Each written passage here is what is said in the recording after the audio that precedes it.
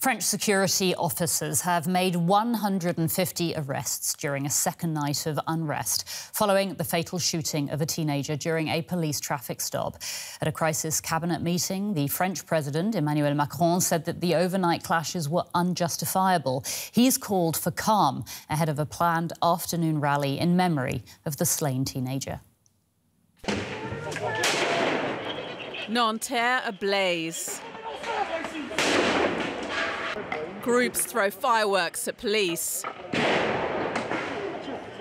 And cars burn in violent protests for a second night running.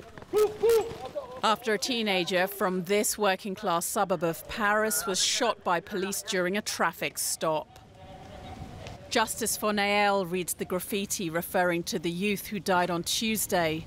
A video shared on social media showed officers talking to the driver of a yellow car. Then firing. The 17-year-old driver, who had North African roots, was shot in the chest and later died. Initially, the police alleged the driver had tried to run the officers over, but the video appears to contradict their version of events. The shocking images broadcast yesterday show an intervention clearly not in line with the rules of engagement for security forces. The facts will have to be established by the courts, which have begun their work. A police officer is in custody, and I, like everyone else, hope that the truth will be established as quickly as possible. Lawmakers held a minute of silence to remember the teen and his family. The police's actions are under scrutiny as France's human rights ombudsman opened an inquiry. Rights groups have long slammed the tactics used by French police in low-income areas and against ethnic minorities. The unrest has spread to other cities,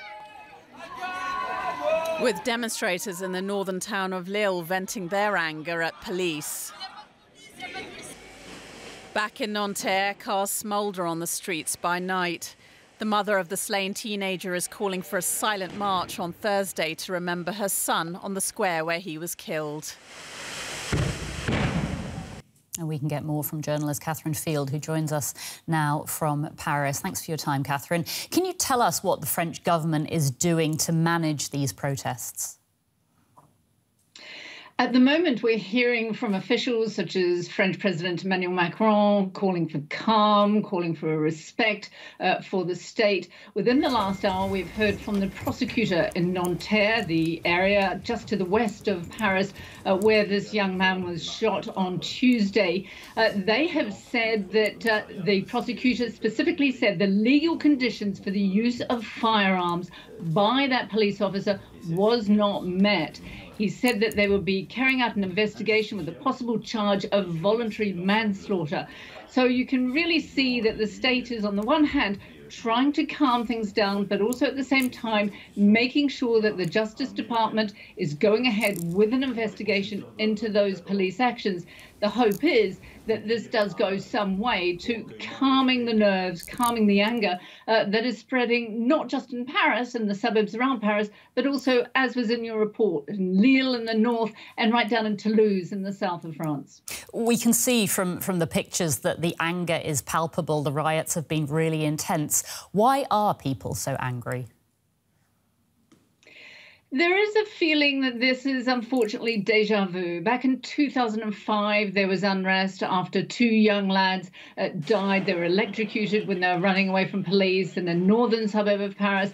Then it was said that things would change, police would be more respectful of youth, and there would be more, if you like, more investment in these areas. Now, in these low-income areas on the edges of the big cities, they say there hasn't been that investment. They say that these areas do not get the same level of state support as some of the wealthier areas.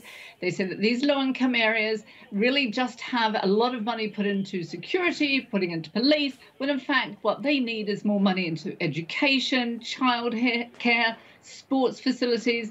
And so there's this real disconnect, if you like. And it's not just young people. I was just having a look at an opinion poll of people aged between 18 and 35 years old.